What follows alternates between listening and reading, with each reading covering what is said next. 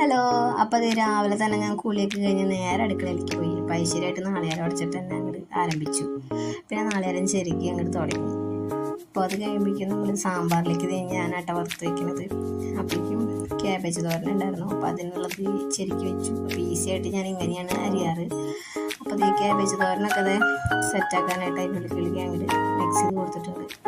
ഇഷ്ടം വയ്ക്കുകയാണ്, വെള്ളം ഇഷ്ടം. ഇവിടെ എല്ലാവർക്കും ഇതാണ് ഇഷ്ടം. അപ്പോൾ അതും അങ്ങോട്ട് റെഡി ആയിട്ടുണ്ട്.